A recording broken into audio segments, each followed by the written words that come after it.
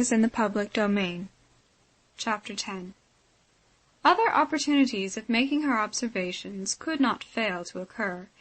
Anne had soon been in company with all the four together, often enough to have an opinion, though too wise to acknowledge as much at home, for she knew it would have satisfied neither husband nor wife, for while she considered Louisa to be rather the favourite, she could not but think, as far as she might dare to judge from memory and experience, that Captain Wentworth was not in love with either.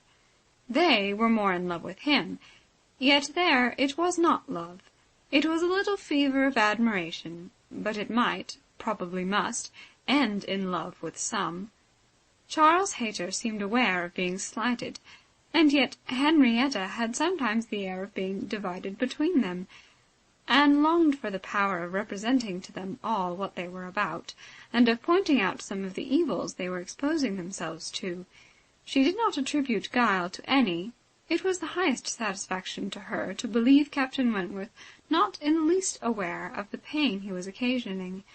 There was no triumph, no pitiful triumph in his manner. He had, probably, never heard and never thought of any claims of Charles Hayter. He was only wrong in accepting the attentions, for accepting must be the word, of two young women at once. After a short struggle, however, Charles Hayter seemed to quit the field. 3 days had passed without his coming once to Uppercross, a most decided change. He had even refused one regular invitation to dinner, and having been found on the occasion by Mr. Musgrove with some large books before him, Mr. and Mrs. Musgrove were sure all could not be right, and talked with grave faces of his studying himself to death. It was Mary's hope and belief that he had received a positive dismissal from Henrietta, and her husband lived under the constant dependence of seeing him tomorrow. Anne could only feel that Charles Hayter was wise. One morning, about this time, Charles Musgrove and Captain Wentworth being gone a-shooting together, as the sisters in the cottage were sitting quietly at work, they were visited at the window by the sisters from the mansion house. It was a very fine November day, and the Miss Musgroves came through the little grounds, and stopped for no other purpose than to say that they were going to take a long walk, and therefore concluded Mary could not like to go with them. And when Mary immediately replied, with some jealousy at not being supposed a good walker, "Oh, yes, I should like to join you very much. I am very fond of a long walk," Anne felt persuaded by the looks of the two girls that it was precisely what they did not wish, and admired again the sort of necessity which the family habit seemed to produce, of everything being to be communicated, and everything being to be done together, however undesired and inconvenient. She tried to dissuade Mary from going, but in vain, and, that being the case, thought it best to accept the Miss Musgroves' much more cordial invitation to herself to go likewise, as she might be useful in turning back with her sister, and lessening the interference in any plan of their own. "I cannot imagine why they should suppose I should not like a long walk," said Mary, as she went upstairs. "Everybody is always supposing that I am not a good walker, and yet they would not have been pleased if we had refused to join them. When people come in this manner on purpose to ask us, how can one say no?" Just as they were setting off, the gentlemen returned. They had taken out a young dog, who had spoilt their sport, and sent them back early. Their time and strength and spirits were, therefore, exactly ready for this walk, and they entered into it with pleasure. Could Anne have foreseen such a junction, she would have stayed at home. But, from some feelings of interest and curiosity, she fancied now that it was too late to retract, and the whole 6 set forward together in the direction chosen by the Miss Musgroves, who evidently considered the walk as under their guidance. Anne's object was not to be in the way of anybody, and, where the narrow paths across the field made any separations necessary, to keep with her brother and sister. Her pleasure in the walk must arise from the exercise and the day, from the view of the last smiles of the year upon the tawny leaves, and from repeating to herself some few of the 1,000 poetical descriptions extant of autumn, that season of peculiar and inexhaustible influence on the mind of taste and tenderness, that season which had drawn from every poet worthy of being read some attempt at description, or some lines of feeling. She occupied her mind as much as possible in such like musings and quotations, but it was not possible that when within reach of Captain Wentworth's conversation with either of the Miss Musgroves she should not try to hear it. Yet she caught little very remarkable. It was mere lively chat, such as any young persons, on an intimate footing, might fall into. He was more engaged with Louisa than with Henrietta. Louisa certainly put more forward for his notice than her sister. This distinction appeared to increase, and there was one speech of Louisa's which struck her. After one of the many praises of the day, which were continually bursting forth, Captain Wentworth added, "What glorious weather for the Admiral and my sister! They mean to take a long drive this morning. Perhaps we shall hail them from some of these hills. They talked of coming into this side of the country. I wonder whereabouts they will upset to-day. Oh, it does happen very often, I assure you, but my sister makes nothing of it. She would as lieve be tossed out as not." "Ah, you make the most of it, I know," cried Louisa. "But if it were really so, I should do just the same in her place. If I loved a man, as she loves the Admiral, I would always be with him. Nothing should ever separate us, and I would rather be overturned by him than driven safely by anybody else." It was spoken with enthusiasm. "Had you?" cried he, catching the same tone. "I honour you." And there was silence between them for a little while. Anne could not immediately fall into a quotation again. The sweet scenes of autumn were for a while put by, unless some tender sonnet, fraught with the apt analogy of the declining year with declining happiness, and the images of youth and hope and spring all gone together, blessed her memory. She roused herself to say, as they struck by order into another path, "Is not this one of the ways to Winthrop?" But nobody heard her, or at least nobody answered her. Winthrop, however, or its environs, for young men are sometimes to be met with strolling about near home, was their destination, and after another half-mile of gradual ascent through large enclosures, where the ploughs at work and the fresh-made path spoke the farmer counteracting the sweets of poetical despondence and meaning to have spring again, they gained the summit of the most considerable hill which parted Uppercross and Winthrop, and soon commanded a full view of the latter at the foot of the hill on the other side. Winthrop, without beauty and without dignity, was stretched before them, an indifferent house, standing low and hemmed in by the barns and buildings of the farmyard. Mary exclaimed, "Bless me, here is Winthrop! I declare I had no idea. Well, now, I think we had better turn back. I am excessively tired." Henrietta, conscious and ashamed, and seeing no cousin Charles walking along any path, or leaning against any gate, was ready to do as Mary wished. But "No!" cried Charles Musgrove, and "No, no!" cried Louisa more eagerly, and taking her sister aside, seemed to be arguing the matter firmly.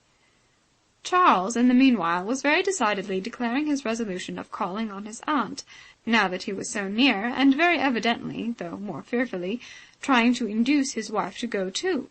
But this was one of the points on which the lady showed her strength, and when he recommended the advantage of resting herself a quarter of an hour at Winthrop, as she felt so tired, she resolutely answered, "Oh, no, indeed! Walking up that hill again would do her more harm than any sitting down would do her good."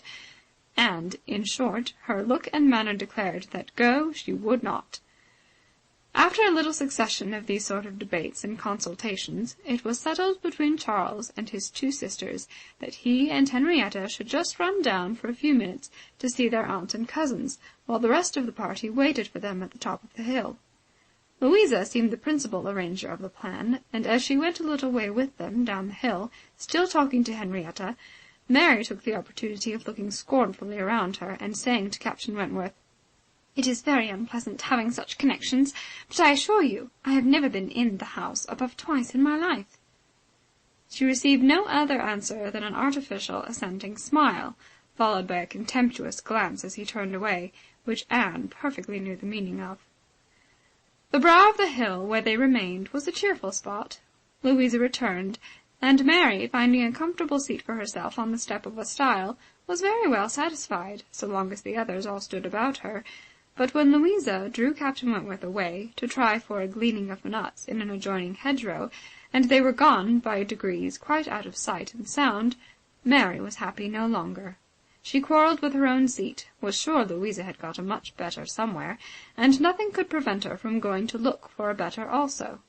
She turned through the same gate, but could not see them.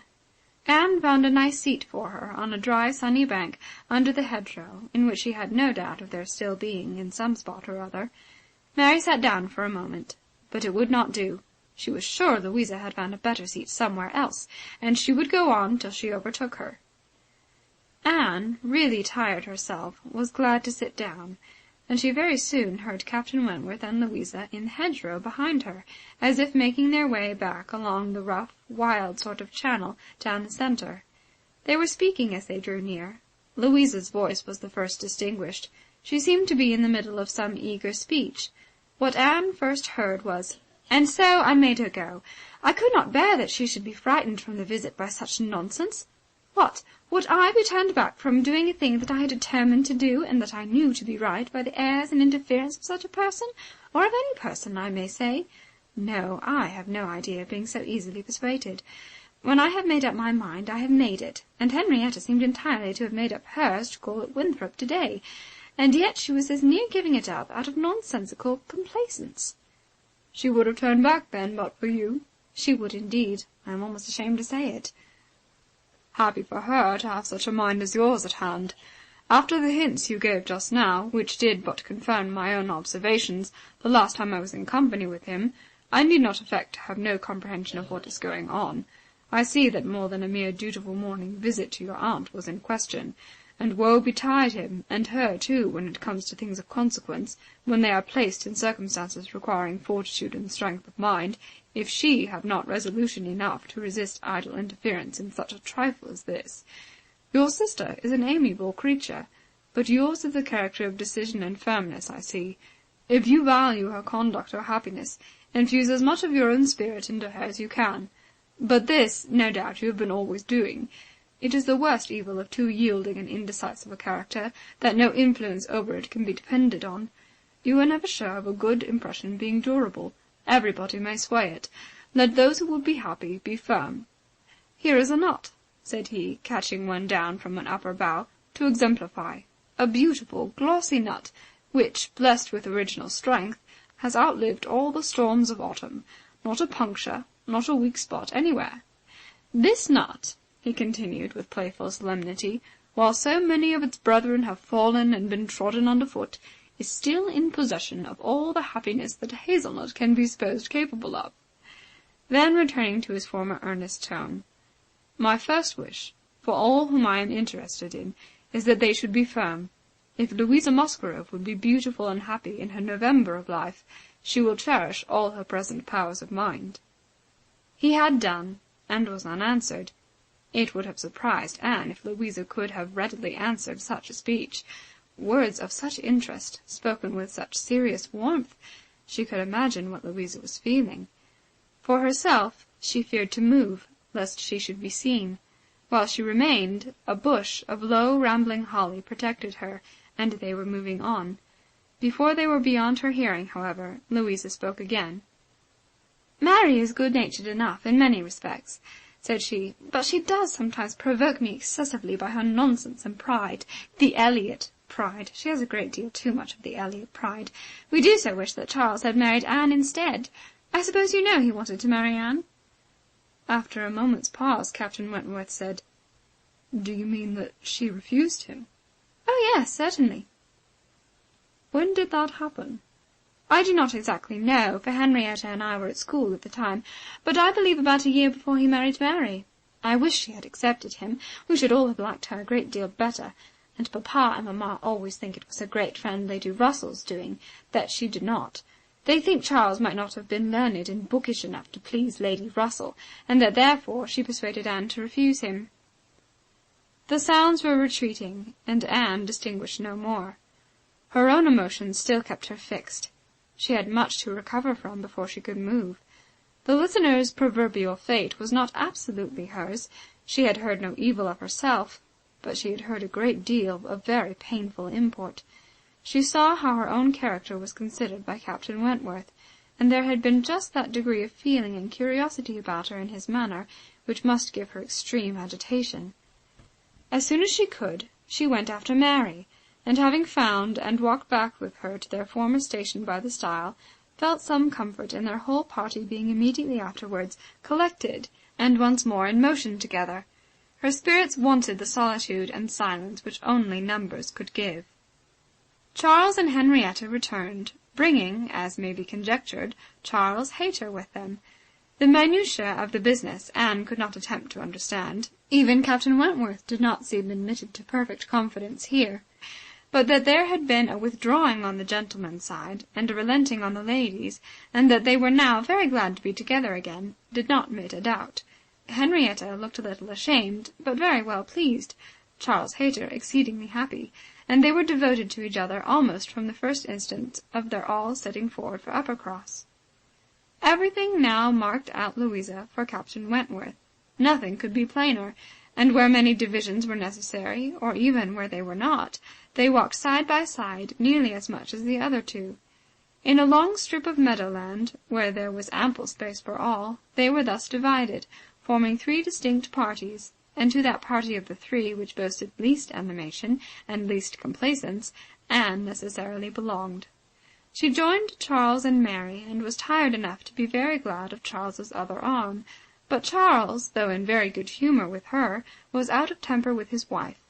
Mary had shown herself disobliging to him, and was now to reap the consequence, which consequence was his dropping her arm almost every moment to cut off the heads of some nettles in the hedge with his switch.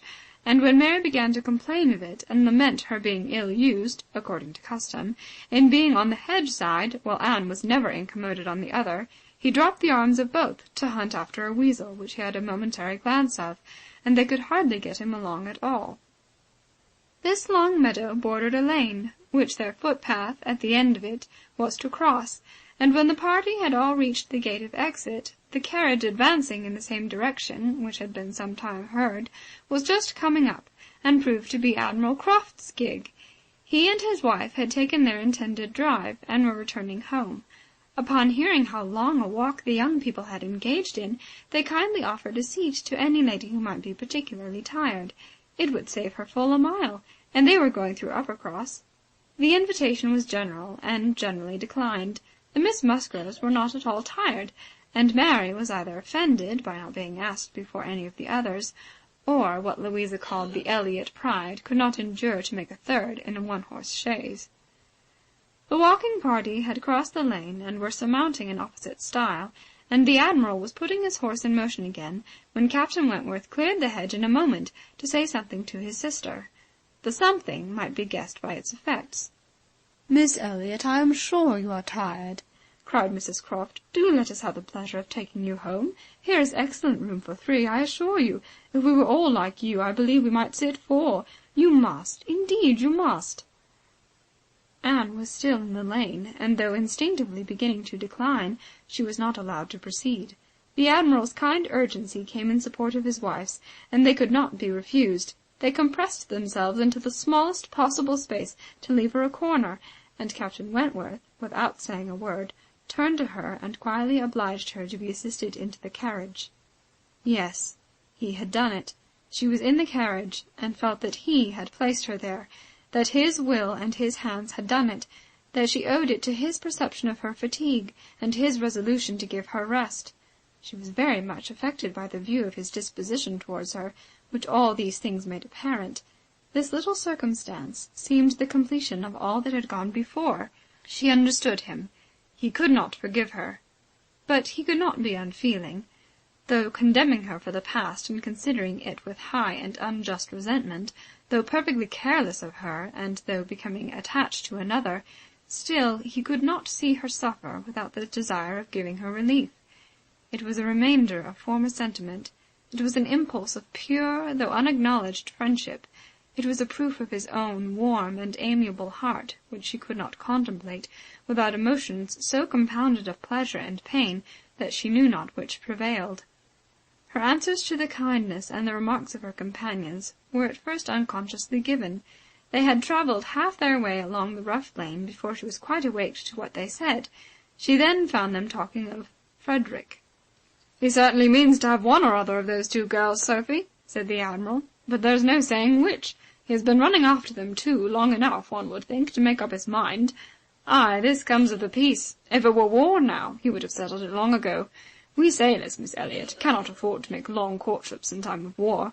How many days was it, my dear, between the first time of my seeing you and our sitting down together in our lodgings at North Yarmouth?" "We had better not talk about it, my dear," replied Mrs. Croft pleasantly, "for if Miss Elliot were to hear how soon we came to an understanding, she would never be persuaded that we could be happy together. I had known you by character, however, long before." "Well, and I had heard of you as a very pretty girl. And what were we to wait for besides? I do not like having such things so long in hand. I wish Frederick would spread a little more canvas and bring us home one of these young ladies to Kellynch. Then there would always be company for them. And very nice young ladies they both are. I hardly know them one from the other." "Very good-humoured, unaffected girls indeed," said Mrs. Croft, in a tone of calmer praise, such as made Anne suspect that her keener powers might not consider either of them as quite worthy of her brother. "And a very respectable family. One could not be connected with better people. My dear Admiral, that post! We shall certainly take that post." But by coolly giving the reins a better direction herself, they happily passed the danger, and by once afterwards judiciously putting out her hand, they neither fell into a rut nor ran foul of a dung-cart, and Anne, with some amusement at their style of driving, which she imagined no bad representation of the general guidance of their affairs, found herself safely deposited by them at the cottage. End of Chapter 10.